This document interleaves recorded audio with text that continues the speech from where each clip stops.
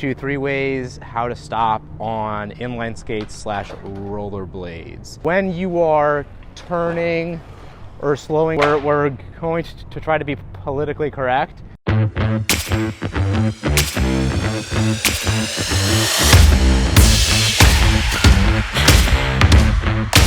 Hey guys, it's Ari, aka the Stuttering Skater. I'm in Pier 76 at the moment in beautiful New York City.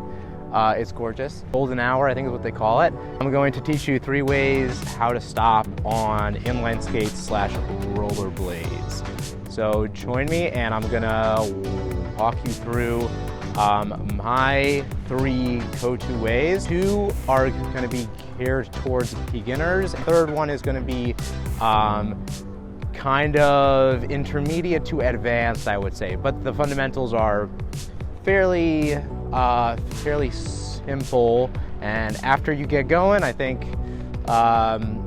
you'll find it to be a really successful way of stopping. Let's go. The first step to any kind of sport where you're moving quickly is going to be your speed control. So how are you able to kind of have control over each individual turn, like whether that's skiing or skating or, you know, on a bicycle or anything like that. It's always going to be, are you able to control yourself in the sport that you're actually pursuing? Inline skates, that is the number one most important thing that I think anyone has to learn. First way to stop slash control your speed is going to be turning or carving. If I have a little bit of speed and I want to slow down a little bit, I'm just going to start turning in order to slow myself down essentially. That's able to be a really powerful tool in your skating tool bag. Let's try that one more time. So we have a little bit of speed and we want to slow down. We're just going to start turning. So put all of our weight on our outside leg, which is then going to take the brunt of it. You want to be in an athletic position, shoulders, knees, and toes all fairly aligned. You want to bend your knees, put pressure of your shin on the front of your boot. Again, shoulders, knees, and toes, shins in the front of your boot. We're head up, back straight. To be in a really good athletic position as a whole. This will enable you to control your edges when you are turning or slowing down or carving or anything of that ilk. An example of how to use the turn stop. So you're gonna carve hard, turn hard, turn hard, turn hard. Now, a lot of people think it's hard to turn very, very sharply, but it all comes down to your shoulders. So for example, I'm going to keep my hands extended over here. If I point my arms that way, automatically I'm going to turn that way. If I point my arms in the other direction, I'm going to turn the other direction. When it comes to actually using this turning in order to stop, it's going to be shoulder, shoulder, shoulder, shoulder. And you're able to control your speed, slow down, speed up significantly easier. That's the first way how to stop. Second way how to stop, highly controversial on what you're supposed to call it. I was made aware that calling it a drag stop is completely inappropriate. So we're going to try to be politically correct and call it a T-stop. This is the second way how to stop for beginners. And it's all gonna come down to dragging your back foot to create an element of friction on the ground, which ultimately slows you down. 2 most important things are, 1, having the ability to stand on one skate and let that take you and control you. The Second is bending that front knee, getting most of your weight on your front foot, and then dragging your taking foot behind you. Now, this is what that looks like again, and this is called the T-stop. This is for you, Dale. We're gonna put weight and then drag our back foot. Now, how you're able to really start to use this as a tool is to alternate each leg in order to understand the overall weight distribution on each leg. So I'm going to drag, and then I'm going to drag on the other one, and this gives you a way to use the T-stop as a tool while also inhibiting how much it will wear away at your wheels. If you're only doing it on one foot, those wheels are going to wear out significantly quicker than if you're doing it on two. That's the T-stop. I keep getting it messed up.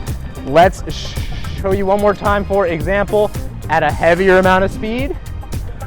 So I'm going to be gaining speed, and then I'm just going to drag that out. And that's it. That is the T-stop. Next type of stop is called the Powerslide, which can be really intimidating for a lot of people because it is a concept and an idea that is the opposite of what everyone kind of assumes when it comes to inline skating. Instead of hoping that your wheels are holding on to the pavement, you are actually hoping that it's able to aid you to slide and create friction with the ground. It's like an equilibrium. On an ice skate, you have an inside edge and you have an outside edge. Either you're on the inside edge or you're on the outside edge. You're never just like floating on both. If you're floating on both, you're gonna slow down. When it comes to inline skating, it's like you definitely have an inside edge, right? So this is an inside edge, and you also definitely have an outside edge. Find that specific spot where they both, they like intersect. Find where you're able to put pressure in order to control your edges more specifically. That's, I think I just had a voice crack.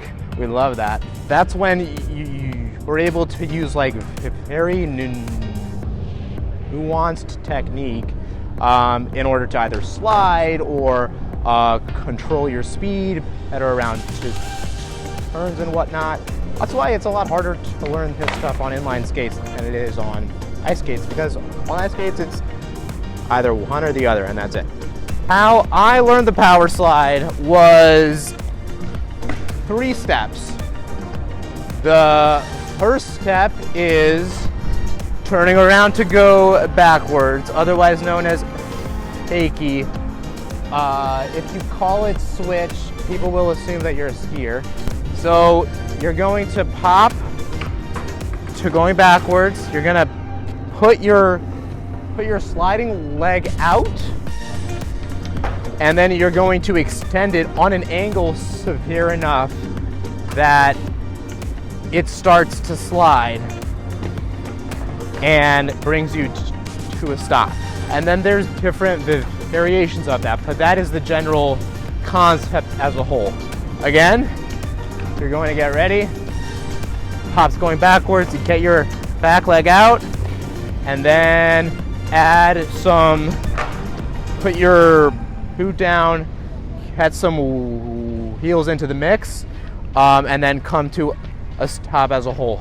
Let me try it again for y'all. This is just for you, exclusive. So again, we're gonna be skating, pop to fakie, and then extend that leg and get that slide out. Easier if you're able to get that lower down. You're gonna come into issues if you try to power slide and this sliding leg is too car up, you're gonna probably catch you for wheels, and that's when things go a little south. I personally love to use it, and it's my go-to stopping method for sure. I personally love to skate backwards, so I'll be skating backwards, and then I don't even have to lift anything up. It's just I have that edge on the ground the whole entire time, and I'm just transitioning into it. So again,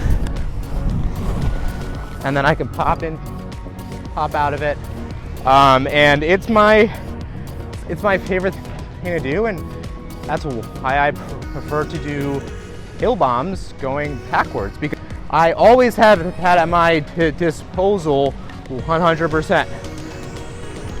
Another example, if I'm carving down a hill fakie, I can just throw that out at any time, and it'll take care of me, as opposed to how other people stop when they go down hills. They do either a magic slide, which I think it looks amazing, but for me, it's a lot more of a commitment, and everyone knows I have a little commitment issues. I always try to be in a position where I'm able to access those skate tools that I need at any given time. Thank you guys so much for joining me today. I hope you learned something. I hope you enjoyed it.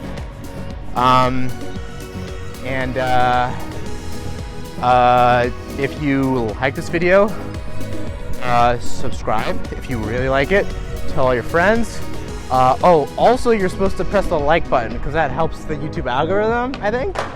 Kind of new to this, but you gotta smash the like button. But I also kind of want people to smash the subscribe button as well, because that's how we're able to grow this beautiful sport in a beautiful place. And now, because you guys have been so lovely, I'm going to perform a waltz jump for you.